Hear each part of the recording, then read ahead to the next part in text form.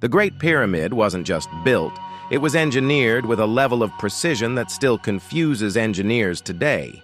And the deeper you go into how it was made, the more impossible it starts to feel. The Great Pyramid of Giza contains over 2.3 million stone blocks. Imagine lifting, moving, and placing every single one by hand. Each block weighs between 2 and 15 tons. Some weigh as much as 70 tons. Now imagine doing that without cranes, without engines, and without modern tools. If the pyramid was built in around 20 years, that means roughly 300 blocks had to be placed every single day. That's about one block every few minutes, every day, for decades. There was no pause button, no downtime, just constant, organized work. Before a single stone was placed, the pyramid had to be designed. Measurements had to be calculated. Angles had to be precise. The structure had to remain stable as it grew higher and heavier. This required knowledge of geometry, planning, and coordination. The pyramid is aligned almost perfectly with the cardinal directions: north, south, east, and west. The error is incredibly small. Even today, achieving this level of alignment without advanced instruments would be difficult. Most of the pyramid is made from limestone.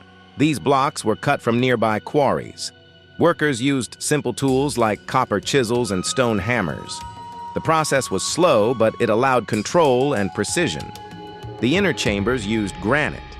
Granite is far harder than limestone. It's one of the toughest natural stones. Cutting it with copper tools should have been extremely difficult. Yet the Egyptians shaped it with surprising accuracy.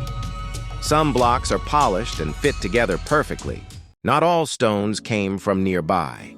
Some granite blocks were transported from hundreds of kilometers away. They had to be moved along the Nile using boats and rafts, then dragged across land to the construction site. One widely accepted idea is that stones were placed on wooden sleds. Workers would pull them across sand, but dry sand creates resistance, so water may have been poured in front of the sleds to make the surface smoother. This simple trick could reduce friction significantly. Moving massive stones required teamwork, dozens of workers pulling in sync, using ropes, timing, and coordination. It wasn't just strength, it was rhythm. Once the stones reached the pyramid, they had to be lifted upward. The most common explanation is ramps, but a straight ramp would have required enormous amounts of material, possibly more than the pyramid itself. And yet, no clear remains of such ramps exist today. Some believe ramps wrapped around the pyramid. Others suggest zigzag patterns climbing along the sides. There are even theories about temporary ramps that were dismantled after use, but none of these explanations fully solve the problem.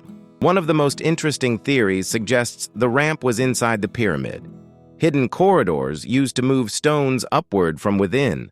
This would explain the lack of external evidence, but proving it would require scanning or opening the structure, which is extremely limited.